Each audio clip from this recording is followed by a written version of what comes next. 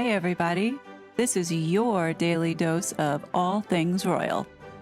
Welcome back, my gorgeous good-looking friends.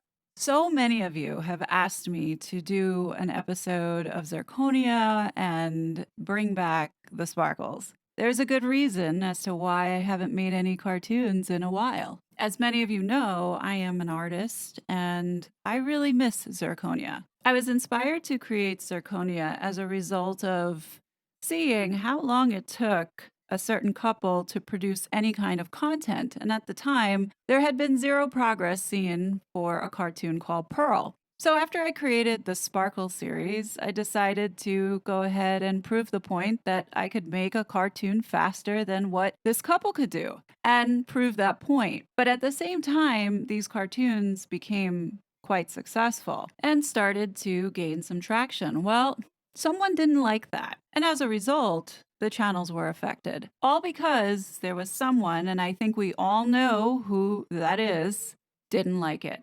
So for all those that recently have been getting on my case about straying away from my normal videos, first off, I don't have normal videos. It's whatever I feel inspired to create to express my thoughts on certain subjects. A big focus of mine, and has always been since day one, was the danger of Harry being in this country and undermining our democracy, particularly censoring Americans on social media.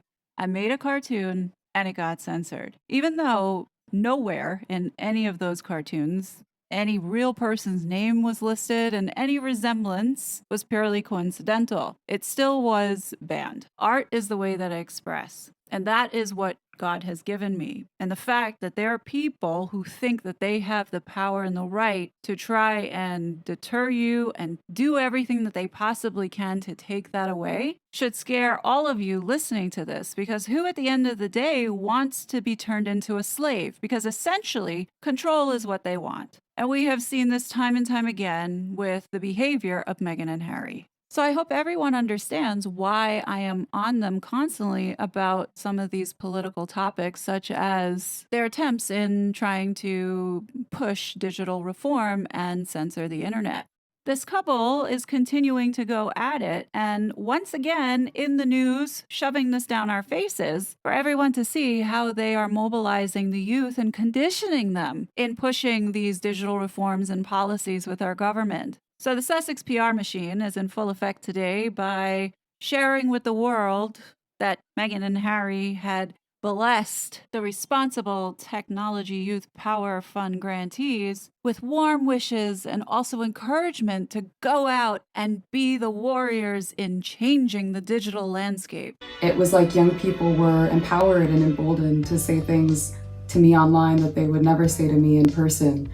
And so my vision was, can we actually stop the cyberbullying at the source with the cyberbully via a behavioral approach that actually teaches young people? Let's call it what it is. It's conditioning. To pause and rethink. This is amazing. This is exactly why we do what we do. This is exactly why the Youth Power Fund was created. Look, I don't disagree that people need to be kinder online, but I'm sorry, hearing this guy talk about this is why they're doing what they do. Let's not forget that they are the ones who are behind a lot of the gaslighting and manipulation, as well as some of the targeted hate against their own families. So for him to be on the phone preaching to the youth and coming across as if he is a champion for this cause makes me angry, makes me want to say I'm calling bullshit. And I think more people need to stand up and push back against these two predators, because clearly that's exactly what they're doing. They're going after the youth, the unsuspecting youth who don't know how evil and manipulative these two are,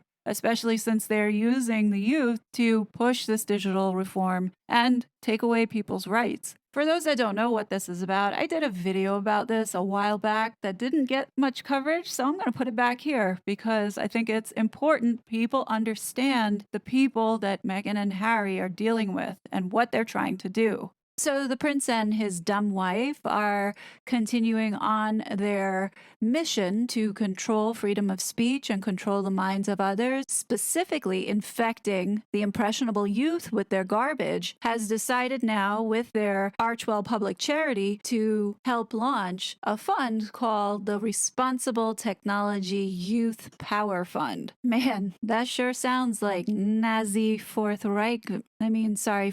Industrial Revolution shit. So according to the Archwell Public Charity website, it says the Archwell Foundation's participation in the newly founded Responsible Technology Youth Power Fund was announced this week as part of the foundation's ongoing commitment to the future of technology and its impact on society. The RT Youth Power Fund is the first of its kind to invite youth and intergenerationally led organizations to shape the future of technology movement. The Archwell Foundation is a proud founding member of the fund, alongside a diverse group of funders, including Omadar Network, Susan Crown Exchange, Hope Lab, and many more. So let's take a look at this Responsible Technology Youth Power Fund Fourth Reich movement.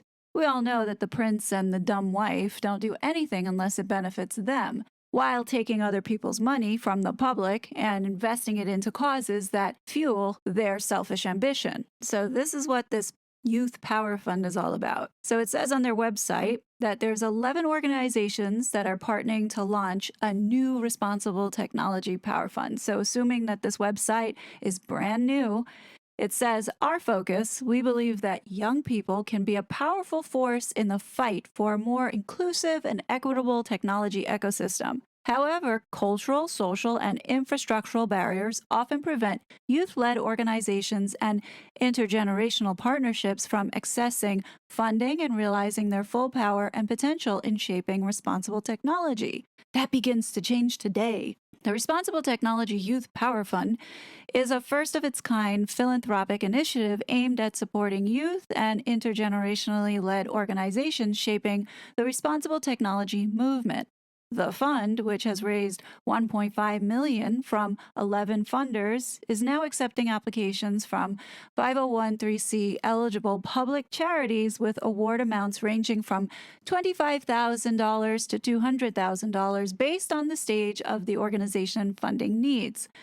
The responsible technology movement is about building, shaping, and stewarding our tech ecosystem to safeguard human rights, leveraging technology platforms to address social, cultural, political, or environmental problems, ensuring equitable access to the benefits of technology, and mitigating the harmful impacts of technology in communities. So already they have 11 funders that are part of this fund, which includes the Archwell Public Charity, and they've only raised $1.5 million. If you divide that by 11 people, that's about $136,000 per organization. I would think that some of the bigger organizations, the more established organizations, donated more than $136,000. And I almost wonder, what did Archwell Public Charity give? $10?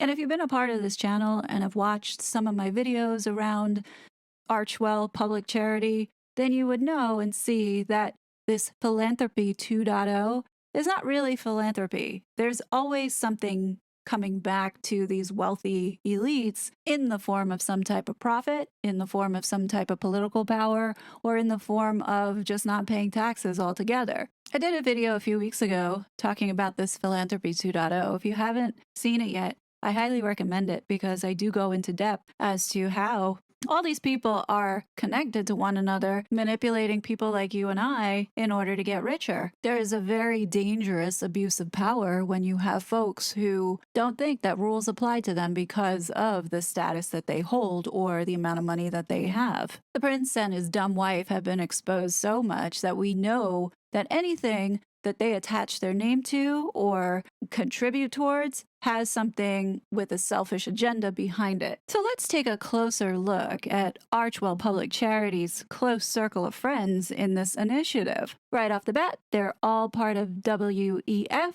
and partaking in the Fourth Reich. I meant Fourth Industrial Revolution with Klaus. You have venture capitalist firms who are pushing this narrative of being philanthropic while really they are taking advantage of impact investments. It's one big circle jerk with these folks. As you can see, back in 2020, Pivotal Ventures committed $1 billion to accelerate gender equality in the US over the next decade.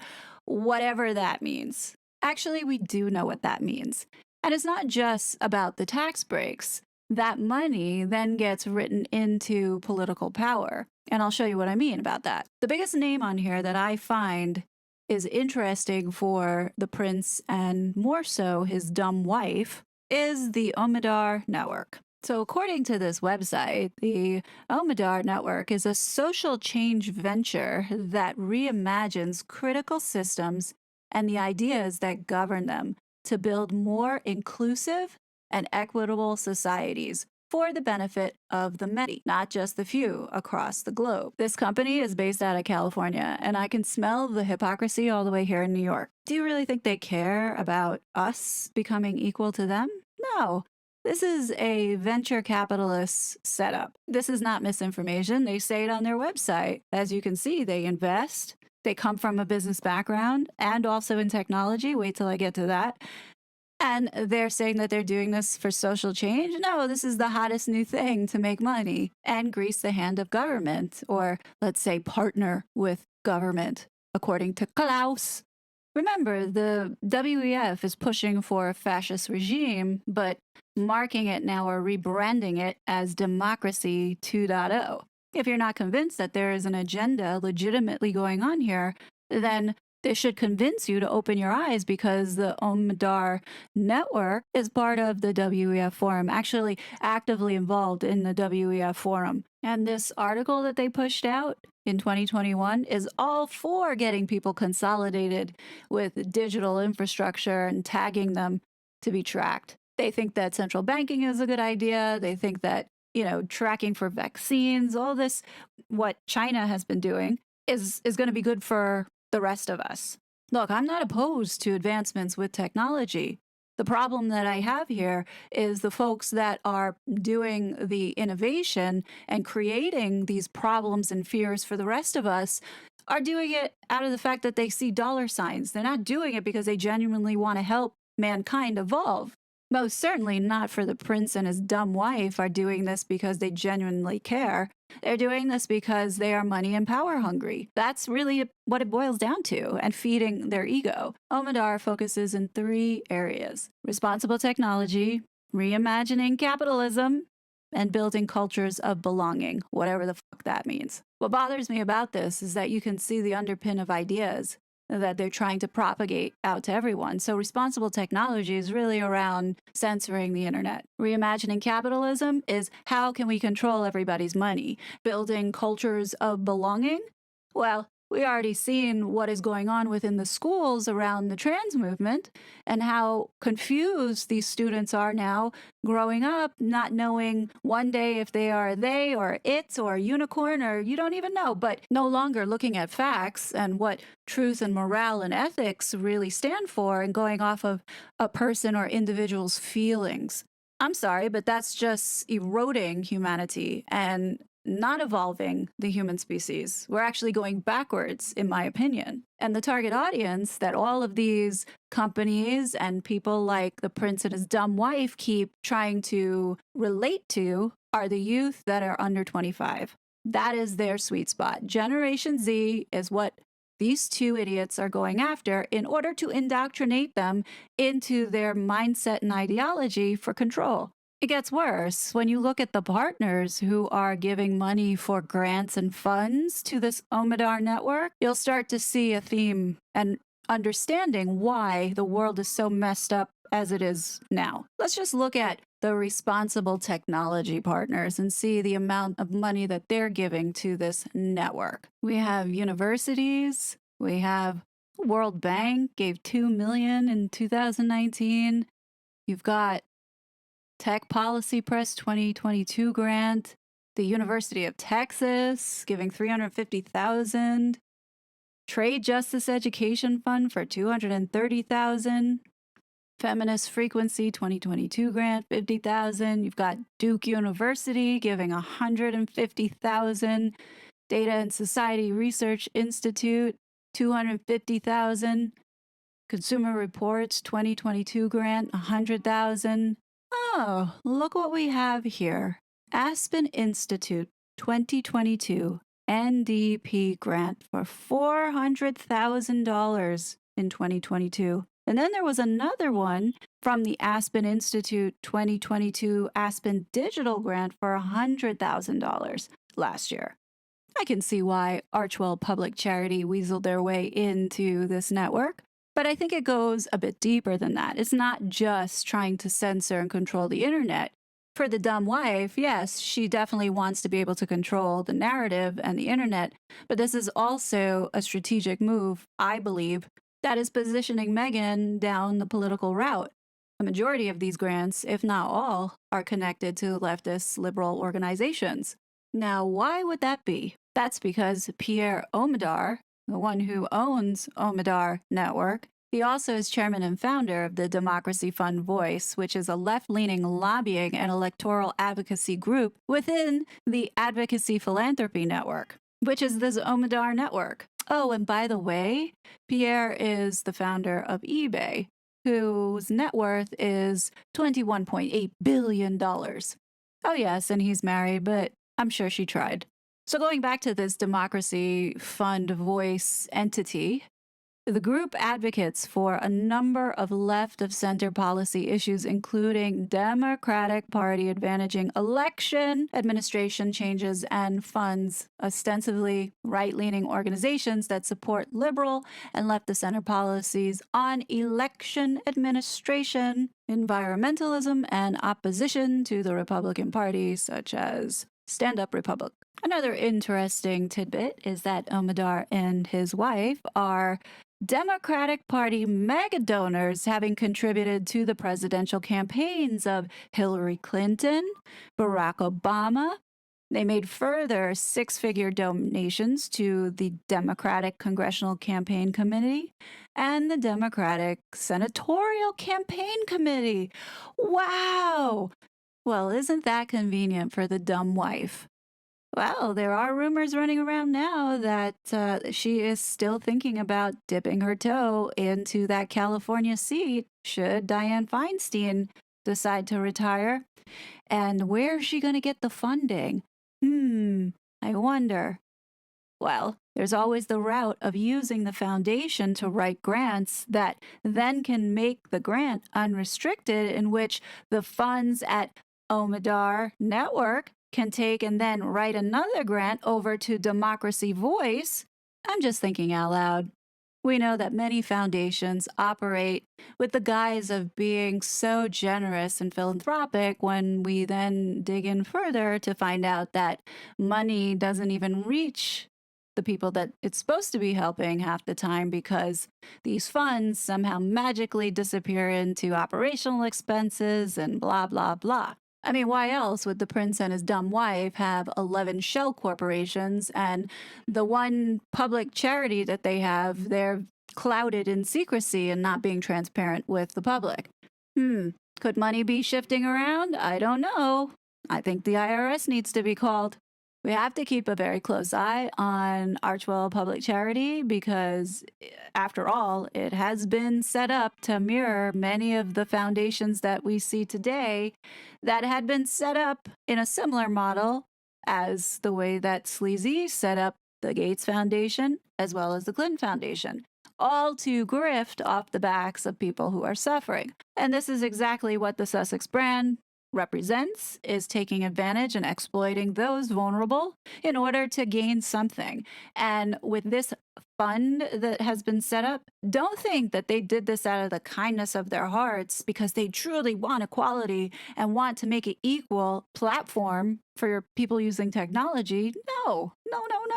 There is an incentive there for the prince and the dumb wife. I think more so for the dumb wife, because there's a political element that she can grift off of. And I think this is what she's doing. just based off of why else would she be aligning herself with these people? Congratulations, this is great, and we're so happy to have you as part of this team. Really, thank you for all the work you're doing. It's huge. It's making an enormous impact. Creates huge harms for so many people, especially in terms of mental health. I felt like I had to get involved because I think young people need to be heard. In order for politicians to take action on this issue. Thank you for doing everything that you do. Our kids especially are incredibly grateful. They don't know it yet. They don't know it yet. But they will. So good to talk to you. Bye. Bye. Thanks, everyone. Have a good Take one. care. Bye. Bye. There's something that's so nerve-wracking seeing these two be involved in projects such as this, where they are conditioning and manipulating the youth. Now, it may be all smiles right now. Yes, we're trying to make the world safer and have an online world where everybody's so happy and kind. But let's not forget that these two were behind some of the most hateful campaigns. They lied about their family. They've divided the nation around areas that we were making progress. The destruction that these two have caused as a result of their gaslighting, as well as the manipulations, all to grift and exploit off the backs of vulnerable minorities. And this is what Meghan has been doing. And I am insulted that they keep using people of color in order to create these fake optics of being diverse and inclusive, when we all know that these are the two that are the royal racists in the family. And the sad part about all this, knowing that Meghan is a narcissist, this is not about helping the community. This is all about pushing her new brand as a serious political figure who is a force for change. Meghan and Harry are corrupt to the bone. I don't trust them, and neither should you.